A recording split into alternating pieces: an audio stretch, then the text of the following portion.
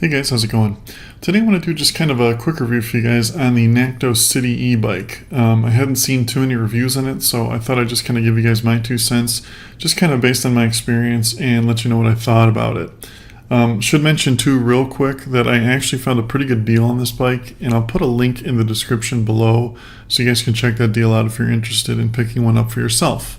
So with all the flood of e-bikes on the market now, everybody and their brother in China seems to be making a version of an e-bike. It's kind of hard, at least when I was doing the research initially, to really decide on one. There's just so many options out there, which ones are good, which ones not. I spent a good month checking out e-bikes in fine detail before going with this one, and I guess if you kind of want the short version of it, I'm extremely happy with it and I highly recommend it. So why do I say that? Several reasons actually. First thing I want to talk about, and kind of the most important thing on an e-bike, is the battery and the motor. Those are the two by far most expensive things to replace if anything goes wrong with them, and those two things really determine the functionality, the performance, and just the overall how good the e-bike is. First, let's talk about the motor. It's 250 watts, which is not the most powerful in the world. However, surprisingly, this thing will do 20 to 25 miles per hour. And I'm a pretty heavy guy. I'm about 230 pounds, and it will do 20 miles an hour, no problem. Surprising amount of acceleration too. Yes, it doesn't accelerate as fast as a 500 or 1000 watt e-bike, but it's pretty dang close. And you also have to keep in mind the price of this e-bike as well. If you're comparing this to a bike like a Rad Rover or something like that, keep in mind that you can buy 2 of these and still have money left over for the price of one single Rad Rover. Is the Rad Rover worth the extra money? In my opinion, absolutely not, having driven both. The motor itself is made from a Chinese company called Bafang. Don't let that put you off. Bafang makes some of the best motors in the world. Even if you get into, like, I've been on Reddit, and guys who build their own e-bikes, a lot of them use Bafang motors because they're actually very, very well made. They're the #1 electric motor manufacturer in the world, and they don't make bad products. This is a 250 watt brushless Bafang motor, very good quality. Second of all is the battery. It took me a little digging to find out some information on the battery of this bike. It is not a name brand battery per se. It is a Chinese proprietary brand battery. However, it does use Panasonic cells inside, which is the most important thing, and that's what matters really. Just to give you an idea, the Teslas uses Panasonic batteries for the inside. Now, they are a different battery, but they're still made by Panasonic, so the battery is actually very good quality.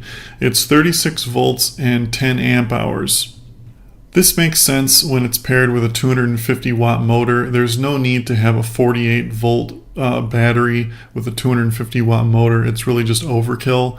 So that's another reason why they could save money, or you could save money really, by buying this bike, by getting a little slightly lower voltage battery.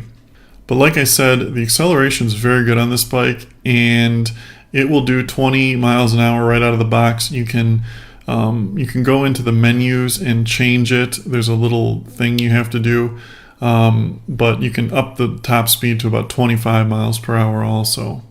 10 amp hours, the range on this bike.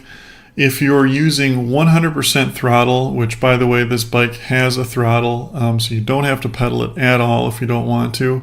If you're using just pure throttle, about 20 mile range. If you're not going full speed, full throttle the whole time, you could probably eke out about 25 miles of range. And if you're using the pedal assist on it, and when I say use the pedal assist, I mean pedal extremely lightly. It almost, your feet just naturally want to pedal the bike. Even if you're not putting much effort in, it does make a big difference on the battery. If you're just doing a very, very basic pedal assist, you can easily get 40 miles of range.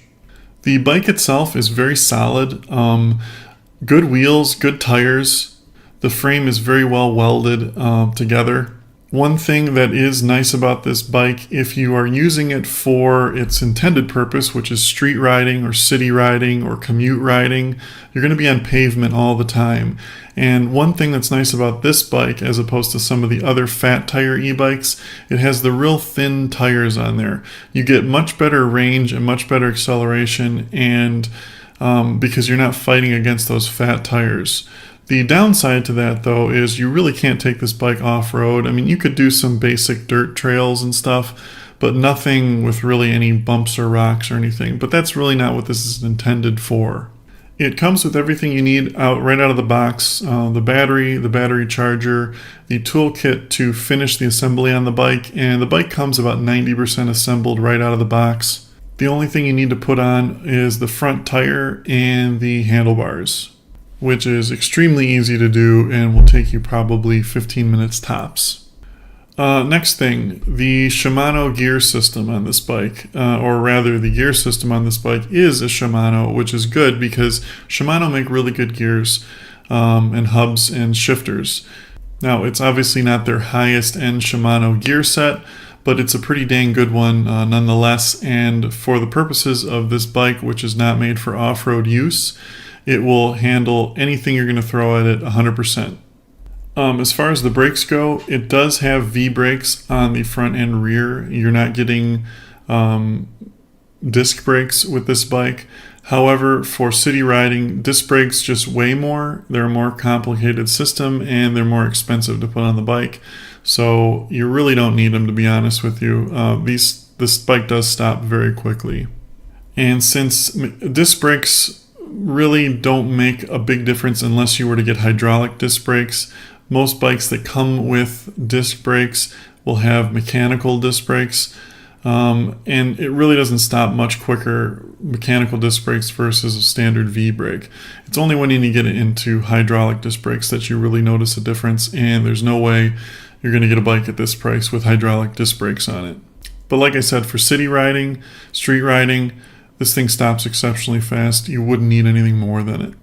The seat itself is actually pretty comfortable right out of the box. It's kind of a standard cruiser seat, but it does have a pretty nice spring in it. Now you can always, obviously comfort is very subjective in bikes. You can always put an aftermarket seat on it if you want. And the bike actually does come with a basket for the front, which is kind of nice. Nice touch. They give you a nice woven basket to hold stuff while you're going. It does come with a rear rack as well, so if you want to add a rear rack, you can find those pretty cheap on Amazon now to hold even more stuff if you want. But yeah, overall, I really like this thing. Highly recommend it if you're looking for an extremely good value e-bike that will go a long way and go very quickly. And a lot of people don't realize how fast 20 miles per hour is on a bike. Because you're used to riding in a car and you think, well, 20 miles an hour isn't that fast. It is scary fast to go 20 miles an hour on a bike until you get used to it. And even then, even driving around my sub, I don't even feel comfortable really going 20. I usually keep it around 10 or 15 and it feels like you're flying. But yeah, highly recommend this. For the money, I really didn't think it was going to be near as good as it was. Don't spend $1,500 on an e-bike when there are bikes at this price that are this good. Anyway, thanks for watching, guys. If you have any questions, just leave them in the comments below, and have a great day.